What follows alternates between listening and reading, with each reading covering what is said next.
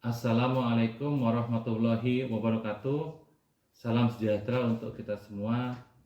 Perkenalkan, nama saya Aji Tetuko dari program studi Sarjana Farmasi Sekolah Tinggi Ilmu Kesehatan Abidjo.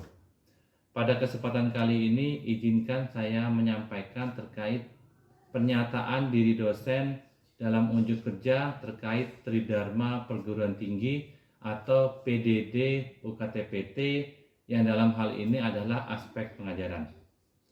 Pada PDD UKTPT kali ini saya akan menyampaikan proses pembelajaran pada mata kuliah manajemen farmasi. Pada mata kuliah manajemen farmasi ini diberikan pada mahasiswa semester 4 dengan bobot 2 SKS teori. Jumlah total pertemuan adalah 16 kali pertemuan dengan rincian 14 kali pertemuan tatap muka, 1 kali ujian tengah semester, dan 1 kali adalah ujian akhir semester. Kemudian untuk deskripsi mata kuliah kali ini, mata kuliah manajemen farmasi ini adalah mata kuliah yang membahas tentang pengelolaan sediaan farmasi dan alat kesehatan berdasarkan konsep drug management cycle yang meliputi selection, procurement atau pengadaan, yang ketiga adalah distribution, dan yang keempat adalah use. Pada mata kuliah manajemen farmasi ini memiliki beberapa capaian pembelajaran mata kuliah. Yang pertama adalah mahasiswa mampu menerapkan sikap bertanggung jawab dan etika yang baik selama pelaksanaan perkuliahan. CPMK yang kedua adalah mahasiswa mampu menguasai teori drug management cycle dalam pengelolaan sediaan farmasi dan alat kesehatan. Dan yang ketiga adalah mahasiswa mampu menganalisis permasalahan pada siklus pengelolaan obat serta mampu menyelesaikan permasalahan tersebut. Selanjutnya, kami akan sampaikan terkait bahan kajian pada mata kuliah manajemen farmasi. Di antaranya adalah ada metode seleksi sediaan farmasi dan alat kesehatan, pedoman penyusunan formularium rumah sakit, macam-macam metode perencanaan sediaan farmasi dan alat kesehatan. Selanjutnya ada macam-macam metode pengadaan obat. Selanjutnya ada bagaimana syarat gudang yang baik, bagaimana macam-macam metode penyimpanan, kemudian ada metode distribusi obat. Selanjutnya ada pedoman cara distribusi obat yang baik. Kemudian ada prosedur penarikan dan pemusnahan obat, pencatatan dan pengendalian sediaan farmasi, sampai dengan drug use indicator. Itulah bahan kajian yang akan dipelajari oleh mahasiswa dalam satu semester pada mata kuliah manajemen farmasi. Pada kesempatan kali ini kami akan memberikan perkuliahan pada materi penyimpanan sediaan farmasi dan alat kesehatan. Pada kesempatan kali ini, kami akan melakukan kegiatan perkuliahan dengan menggunakan metode DIA, Delivery, Interaction, dan Assessment. Yang pertama, delivery. Pembelajaran nantinya akan dilaksanakan secara tatap muka, secara langsung di kelas, dengan media berupa laptop, LCD, pointer, maupun PPT.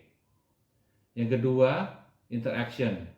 Mahasiswa nantinya akan diberikan kesempatan untuk melakukan diskusi atau tanya jawab agar perkuliahan bisa berjalan lebih interaktif. Dan yang ketiga adalah assessment atau evaluasi.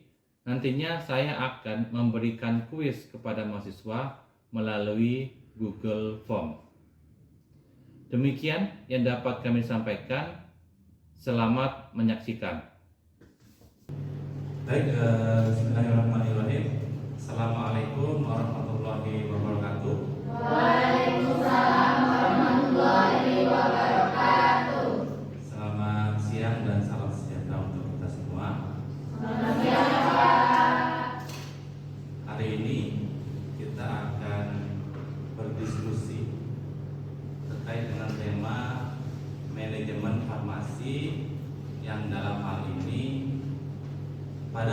pertemuan kelima ini kita akan membahas tentang penyimpanan, sediaan farmasi dan alat kesehatan.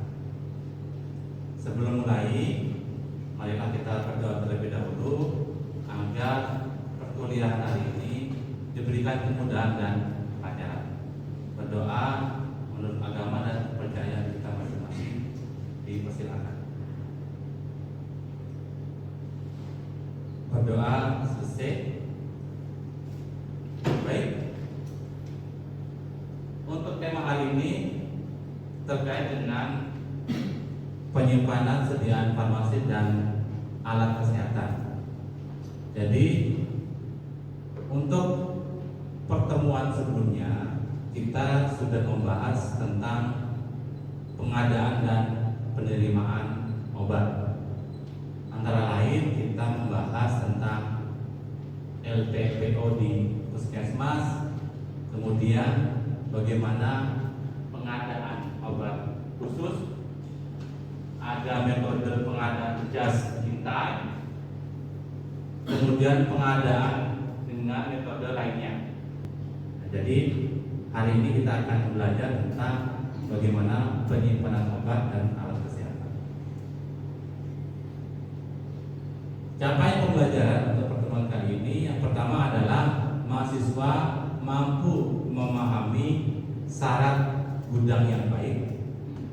Kemudian selanjutnya adalah mahasiswa mampu memahami dan menentukan macam-macam metode penyimpanan sediaan farmasi dan alat kesehatan. Ya, karena penyimpanan obat tidak lepas dari syarat gudang yang baik. Ini referensi yang kita gunakan untuk pertemuan kali ini. Di antaranya adalah Peraturan Menteri Kesehatan Nomor 72 Tahun 2016 tentang standar pelayanan kefarmasian di rumah sakit. Kemudian Manajemen Science for Health ya, tahun 2012 atau MDS. Kemudian ada juga Kemenkes RI tahun 2019 tentang petunjuk teknis standar pelayanan kefarmasian di rumah sakit. Jadi ini referensi yang kita gunakan untuk pertemuan kali ini. Nah, coba kita lihat gambar di sini. Menurut kalian dari dua gambar ini bagaimana? Apa pendapat kalian? Yang sebelah sini gimana? Ya. Kalau di sini, jadi di sini terlihat ya bahwasanya rapi gudangnya, bersih, teratur. Sedangkan yang sebelah sini itu adalah kotor, berantakan. Ya, ini adalah dua kondisi yang berbalikan. Satu adalah kondisi yang jelek, kondisi ideal, yang satu adalah kondisi yang baik atau kondisi yang ideal atau seharusnya. Nah, ini penting kenapa? Karena untuk memastikan sediaan farmasi itu tetap dalam kondisi yang baik, maka harus atau kita sebagai seorang farmasi nantinya harus bisa menciptakan atau membuat kondisi gudang itu menjadi ideal. Ya. Nah, apa sih penyimpanan itu? Kalau berdasarkan Kemenkes nomor 72 tahun 2016, penyimpanan itu adalah kegiatan pengaturan sediaan farmasi dan alat kesehatan menurut persyaratan yang ditentukan. Seperti penyimpanan menurut bentuk sediaan dan jenisnya, suhunya, stabilitasnya, mudah meledak apa tidak, mudah terbakar apa tidak, sampai terlindung cahaya apa tidak. Jadi itu semua diatur atau dikendalikan oleh seorang farmasi nantinya yang bekerja di instalasi pelayanan kesehatan baik apotek maupun rumah sakit. Apa sih tujuannya? Tujuan dari penyimpanan yang baik itu apa? Pertama, tentunya akan menjamin kualitas obat tersebut. Yang kedua, menghindari kontaminasi. Jangan sampai obat yang kita gunakan itu atau obat yang kita simpan itu misalnya asam atau pelembab dan lain sebagainya. Nah, selanjutnya ini adalah macam-macam metode penyimpanan. Ya, ini nanti ketika kalian akan bekerja nantinya, tentunya harus menentukan jenis metode penyimpanan seperti apa yang akan kita pakai, melihat kondisi di tempat kita kerja. Misalnya, saya ingin menggunakan metode FIFO dan REFO. Jadi obat disimpan berdasarkan apa? Obat yang lebih dulu masuk, ya, maka akan lebih dulu dikeluarkan. Ataupun FIFO, obat yang lebih dulu kadaluarsa, maka obat itu harus lebih dulu dikeluarkan. Ya. Atau berdasarkan metode alfabetis, jadi diurutkan berdasarkan alfabetis. Obat yang awalannya huruf A ditempatkan dalam satu rak misalnya. Ya. Obat yang dalam atau awalannya B maka ditempatkan dalam satu rak. Jadi nanti mudah mencari. Misalnya amol, cari di alfabetis yang P. Atau amoxicillin, berarti cari alfabetis yang A. Jadi seperti itu, ya, cara penyimpanan obat dengan metode alfabetis. Ataupun LASA. LASA ini look like, sound like. Jadi obat-obatan yang kalau dilihat itu bentuknya hampir sama ataupun pengucapannya hampir sama. Pamol, Panadol itu kan sebenarnya hampir mirip ya pengucapannya. Nah, obat-obat yang dalam ataupun LASA ini, yang kategori LASA itu harus diberikan penandaan sehingga tidak akan tertukar pada saat pengambilan obat. Kemudian ada juga penyimpanan berdasarkan kelas terapi. Jadi nantinya kalian akan menyimpan obat itu berdasarkan kelas terapinya. Misalnya obat A atau rak A itu adalah obat-obat yang masuk kategori antibiotik. Jadi antibiotik semua dijadikan satu rak. Atau misalnya obat-obatan yang digunakan untuk meredakan nyeri, NSAID misalnya, itu jadi satu rak. Itu berdasarkan kelas terapinya. Ya. Kemudian bisa juga berdasarkan bentuk sediaan. Misalnya obat sirup dari satu tempat, ya, ditaruh di rak, semua obat sirup. Ya. Atau misalnya obat yang bentuk kapsul, ya, ditaruh dalam satu rak, itu kapsul semua. Jadi itu berdasarkan bentuk sediaan. Ataupun yang membutuhkan obat-obatan perlakuan khusus, misalnya pada penyimpanan obat-obat sitostatika atau obat-obat yang digunakan biasanya untuk pengobatan kanker, itu khusus.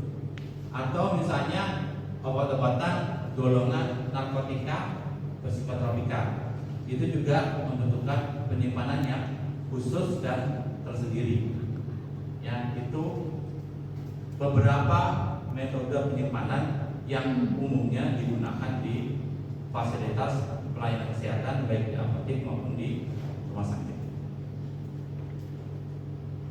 Nah, ini ya beberapa metode penyimpanan yang spesifik seperti misalnya LASA tadi. Kemudian ada obat-obatan high alert, jadi obat-obatan yang penting, perlu perhatian yang tinggi dalam pengelolaannya. Kemudian untuk obat-obatan yang B3 yang beracun dan berbahaya. Kemudian cold chain product, ini adalah obat-obat yang disimpan pada suhu dingin, ya, terutama vaksin. Ya. Kemudian obat-obat emergency, ya, dan selanjutnya ada obat-obat golongan narkotika dan psikotropika.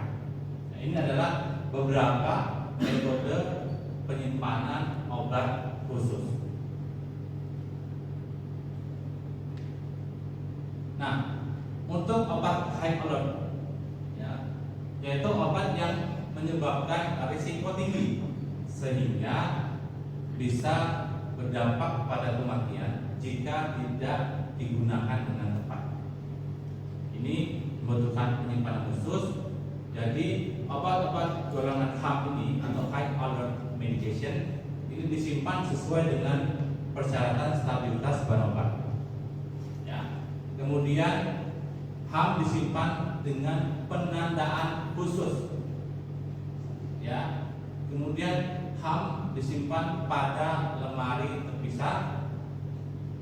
Untuk HAM yang untuk elektron konsentrasi tinggi ini tidak boleh disimpan di ruang perawatan kecuali untuk kebutuhan klinis yang penting. Jadi ini adalah syarat, ya, penyimpanan pada high alert medication. Ya, jadi disimpan sesuai dengan stabilitas bahan obatnya, kemudian disimpan dengan penandaannya khusus, kemudian pada lemari terpisah. Ya. Ini contohnya heparin ya. Ini ada penandaannya. Ya. Dikasih penandaan seperti ini ya, high alert, ya, high alert. Ya, sehingga penanganannya, penyimpanannya juga harus diperhatikan.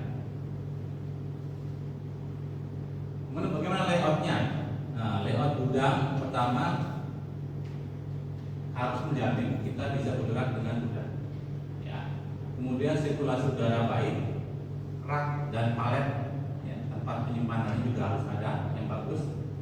Ada tempat kondisi penyimpanan khusus dan ada alat ataupun apa, ya, alat pemadam api ringan misalnya. Jadi ada pemadam kebakaran ringan di situ yang bisa menjamin ketika nanti ada masalah itu kebakaran bisa langsung diatasi. Ya. Ini tata letak gudangnya. Tata letak gudang ada ruang transit in. Jadi ini adalah ruang yang digunakan untuk menerima obat dari PBF. Jadi ketika obat datang diterima, ya, dari PBF itu diterima, dicatat, kemudian nanti akan ditaruh di ruang yang namanya transit in.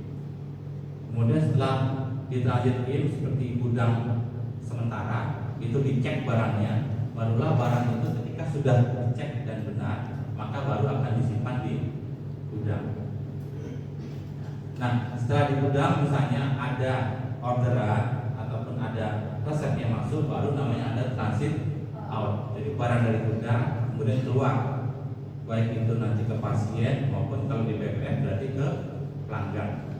Itu ada ruang di transit out. Ada ruang administrasi biasa ya, ruang administrasi untuk pegawai mengecek barang, mengarsipkan berkas-berkas, kartu dan lain sebagainya. Ada ruang pegawai dan ada toiletnya. Jadi ini adalah tata letak gudang yang ideal. Paling tidak nantinya kalau ingin membuat gudang itu hal-hal yang ada di sini itu harus dipenuhi. Nah, ini beberapa alat yang digunakan di gudang. Ada rak dan ada palet. Secara umum dua itu. Nanti palet ada beberapa jenisnya, ada floor palet, ada block stack palet dan palet dalam bentuk rak. Jadi kita akan lihat ini adalah secara umum alat yang digunakan pada saat penyimpanan. Ini contoh penyimpanan high alert, ya, disimpan di ada yang kategorinya cairan konsentrasi tinggi, ada heparin, contohnya ada digoxin dan lain sebagainya. Ini penyimpanan B3 bahan berbahaya dan beracun harus disimpan di tempat terpisah, kemudian ada pemadam apinya dan tersedia MSDS atau material safety data sheet dan diberi label B3 obat emergency. Kemudian ini obat narkotika psikotropika khusus diatur juga. Jadi tempat penyimpanannya harus terbuat dari bahan yang kuat, ya. Kemudian tidak mudah dipindahkan. Jadi punya 2 kunci juga, kunci ganda. Ya. Kemudian diletakkan di ruang khusus, ya, sendiri ruangnya untuk obat-obatan narkotika bersifat tropika. Kemudian tempatnya aman, tidak boleh terlihat oleh umum, seperti itu. Dan kunci lemarinya dikuasai oleh apoteker penanggung jawab atau apoteker yang ditunjuk atau dikuasakan untuk memegang kunci lemari narkotika dan psikotropika. Ya, seperti itu adalah syarat yang harus dipenuhi dalam penyimpanan narkotika dan psikotropika. Oke, seperti itu untuk materi penyimpanan obat dan alkes. Ada pertanyaan? Silakan. Kan tadi disampaikan di slide pertama atau ketiga itu soal peraturan dari Permenkes RI nomor 27 tahun 2016. Itu kan syarat-syarat penyimpanannya kan sudah diatur di peraturan itu. Nah, pertanyaan saya itu walaupun sudah diatur, tapi kan kalau misal melihat dari apotek-apotek yang lain misal dibangun dan penyimpanannya pasti tidak sesuai dengan yang sudah diatur oleh pemerintah. Itu seperti apa Pak? Apakah ada tindakan khusus atau dibiarkan saja? Kan itu juga tidak sesuai sama peraturan yang disampaikan. Jadi mereka sudah menyimpang. Oke, terima kasih Yasmin atas pertanyaannya. Mungkin dilanjut dulu pertanyaan selanjutnya, silakan. Baik, saya Nur Arifah Lubis izin bertanya Pak. Tadi kan Bapak sudah menjelaskan tentang kartu stok itu variabelnya apa saja. Nah itu apakah ada perbedaan antara kartu stok yang ada di apotek dengan instalasi farmasi lainnya seperti PBF atau mungkin di rumah sakit? Kemudian pertanyaan kedua saya, bagaimana melakukan pengawasan kartu stok obat di obat yang high alert yang tadi telah Bapak jelaskan? Bagaimana pemantauan tanggal kadaluarsa? Terima kasih. Oke, terima kasih ya Yasmin dan Nurul atas pertanyaannya. Dua pertanyaan yang cukup bagus, ya. Pertama tadi pertanyaan dari Yasmin, walaupun misalnya sudah diatur dalam Peraturan Menteri Kesehatan tahun 2016 tentang penyimpanan obat, bagaimana pengawasannya nanti, ya, baik di apotek maupun di rumah sakit. Nah, tentunya di pemerintah itu selain menyusun aturannya, juga disusun bagaimana pengawasannya, ya. Jadi secara umum pengawasan bagaimana penyimpanan obat yang baik itu akan dilakukan secara berkala dan acak, baik oleh Badan POM maupun Dinas Kesehatan. Ya, biasanya berkala dan diambil sampel-sampel apotek ataupun rumah sakit yang dirasa perlu untuk dilakukan pengawasan. Caranya bagaimana? Caranya biasanya nanti pemerintah dalam hal ini mungkin POM ataupun Dinas Kesehatan akan melakukan sidak ke apotek maupun rumah sakit untuk melihat bagaimana sebenarnya pengelolaan obat pada apotek maupun rumah sakit. Apabila nanti misalnya ditemukan sebuah ketidaksesuaian dengan standar dari pemerintah, maka akan ada sanksinya, dan itu macam-macam. Biasanya akan dimulai dulu dari sanksi berupa peringatan. Nanti pihak apotek atau rumah sakit itu harus membuat rencana tidak lanjutnya atau rencana koreksinya, ya. Kalau nanti sudah dilakukan perbaikan, maka akan cash close, jadi ditutup. Artinya sudah dilakukan perbaikan pada rumah sakit atau apotek tersebut. Ya, itu adalah fungsi pengawasan dari pemerintah. Seperti itu ya sebenarnya. Oke, untuk pertanyaan kedua dari Nurul terkait dengan bagaimana kartu stok di apotek atau di rumah sakit, apakah sama? Secara prinsip sebenarnya kartu stok hampir sama, baik di rumah sakit maupun di apotek.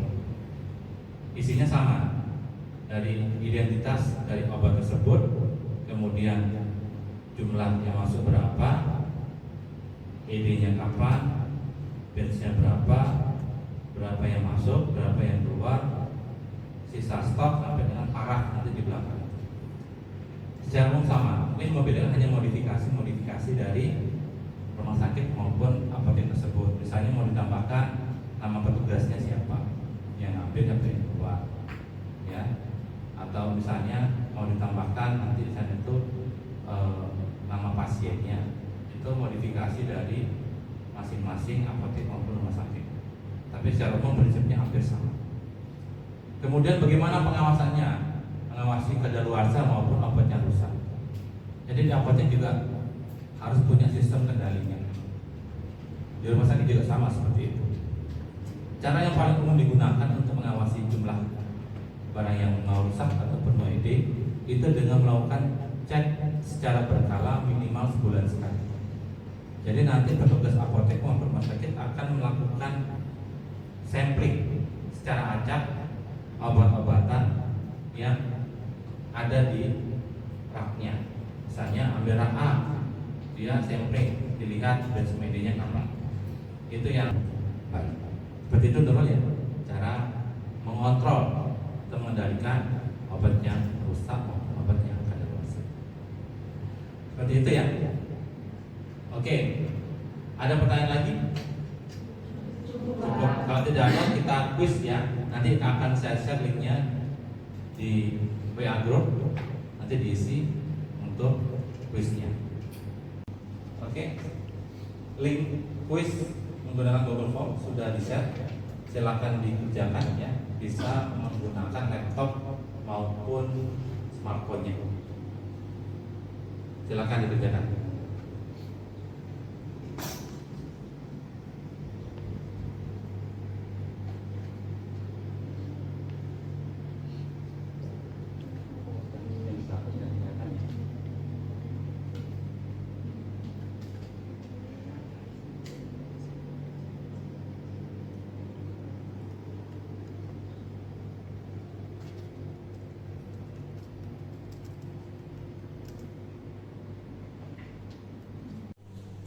Itu hasil kuisnya ya, sudah ada 19 orang, 19 respon.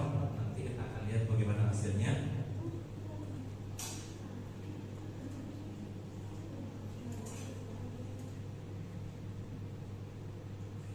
Oh, alhamdulillah ya. Rata-rata nilainya 100 ya, sudah mencapai target. Berarti dan semua sudah memahami materi yang diberikan tadi. Oke, ada pertanyaan lagi sebelum saya tutup? Oke, terima kasih dari saya. Mohon maaf bila ada salah kata. Assalamualaikum warahmatullahi wabarakatuh. Waalaikumsalam warahmatullahi wabarakatuh. Demikianlah video pernyataan diri dosen terkait unjuk kerja Tridharma Perguruan Tinggi, dalam hal ini aspek pengajaran. Terima kasih, semoga bermanfaat. Assalamualaikum warahmatullahi wabarakatuh. Salam sejahtera untuk kita semua.